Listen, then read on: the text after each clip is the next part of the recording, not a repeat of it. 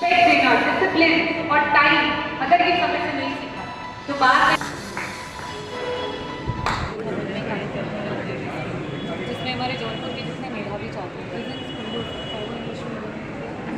जिन्होंने उसमें 10th की परीक्षा में और 12th की परीक्षा में अच्छी परफॉर्मेंस दी, उनको फ्यूचरिस्टिक किस तरीके से कॉलेजेस में आगे किस तरीके से जनपद का पूरे उत्तर प्रदेश का और देश का रिजर्वेशन उस प्लेटफॉर्म पे काम करने अपना कार्यक्रम जिसमें हमने बच्चों को प्रोत्साहित किया और एक मोटिवेशन भी दिया। उन्हें ये भी बताया कि जनपद जौनपुर कई वर्षों से कई सारी ऐसी बेसिक नेसेसिटीज़ हैं जिससे वो वंचित रहा है। इसके बावजूद भी यहाँ से अगर देखिए नंबर ऑफ डॉक्टर्स से ज़्यादा निकले हैं, ऑफिसर्स सबसे ज़्यादा निकले हैं, पुलिस की भर्तियाँ जो है सबसे ज़्यादा निकली हैं।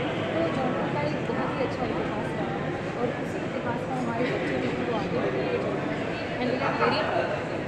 मैम आप जनप्रतिनिधि, आज जो स्वास्थ्य और शिक्षा की बात होती है, शिक्षा बहुत महंगी हो गई, प्राइवेटीकरण हो गया है, इसका जो है शिक्षा का निजीकरण हो गया है, तो इस पर क्या बोलना चाहिए? या जो हमारे जो बच्चे यहाँ पर आए इनके गार्जियन अफोर्ड नहीं कर पाए, एक जनप्रतिनिधि होने के नाते इस पर आप क्या करेंगे?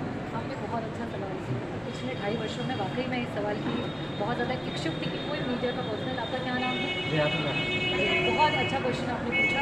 एंड लिटरली आज मुझे लगता है कि देश में अगर क्वालिटी ऑफ एजुकेशन और quality of and that has to be free of cost with equality, अगर ये पूरे देश में लागू हो जाए तो हमारे देश को कोई भी अंडर डेवलप नहीं करेगा और हम बहुत फास्ट नीड्स डेवलपिंग कंट्री के रूप में चलना है। तो चाहे जो भी सरकार हो, जो भी शासन हो और जो भी लोग वहाँ पे रहें, उन्हें मेजरली जो फोकस करना है वो क्वालिटी ऑफ एजुकेशन पे करना है और क्वालिटी ऑफ हेल्थ पे करना है। आज CBSE बोर्ड का जो एजुकेशनल लेवल है, ICSE बोर्ड का है, उसको अगर हम समानता लेवल से सारे स्कूल में हम लागू कर दें, जो टीचर्स हैं जो वहाँ पे हमारे बच्चों को, चाहे वो गवर्नमेंट में पढ़ा रहे हैं या प्राइवेट में पढ़ा रहे हैं, अगर गवर्नमेंट एक सेक्टर में ला करके उनका परीक्षण करें, उनको प्रॉपरली ट्रेन करें, समय समय पर उनके भी एग्जाम्स लें और इन 2 क्षेत्रों को, एक स्वास्थ्य और शिक्षा, अगर इसको अगर सरकार मजबूत कर देती है तो हमारे देश को डेवलप करके बढ़ने में बिल्कुल। CBSE बोर्ड की सबसे बड़ी समस्या ये है कि 1 क्लास से लेकर 8 क्लास तक की NCERT बुक नहीं चलाई जाती स्कूल में, ठीक है, अपनी मर्जी से चलाई जाती, विद्यालय चलाता है। जैसे 4 क्लास के बच्चों की 6000 की बुक पड़ती है। अगर NCERT की बुक 1 क्लास से लेकर 8 क्लास तक चलाई जाए तो उससे कुछ प्रभाव पड़ने का नहीं पड़ेगा। देखिए मेरा कहना है कि वन एजुकेशन सिस्टम अगर लागू होगा तो समानतः एक तरीके की किताबें लागू होंगी। NCERT की बुक्स जो है वो हमारी गवर्नमेंट की बुक्स होती है और मुझे जहाँ तक लगता है जब तक इसमें सरकार अग्रण हो करके उस पर एक्शन नहीं लेगी तब तक चीज़ों को बेटर नहीं किया जा सकता। कई बार हमारा जो कॉन्वेंट का बच्चा है उससे हमारा जो आपका सरकारी स्कूल का बच्चा है अपने आप को अपेक्षित महसूस करता है। तो इसका कारण ये नहीं है कि वो कहीं से योग्यता में कम है, कारण ये है those who are not making the schools of the equal level, those who are not making the books of the equal level, those who are not making the infrastructure of equal level, and we are the one who are not making the teachers of the equal level। अगर हमारा teacher भी कमज़ोर भी है तो ये हमारी जिम्मेदारी है कि उनको हम प्रशिक्षण दें, क्योंकि उन्होंने पढ़ा तो है ये एक पर्टिकुलर जो आपका क्राइटेरिया होता है एग्जाम्स को क्वालिफाई किया, लेकिन अगर वो बच्चों को उस निपुणतापूर्वक पढ़ाने के लिए अगर सक्षम नहीं है, जैसे CBSE और ICSE के बच्चों को पढ़ाया जा रहा है, वहाँ के टीचर्स हैं, तो उनको भी प्रशिक्षण देकर के बेटर करने की जिम्मेदारी हमारी है।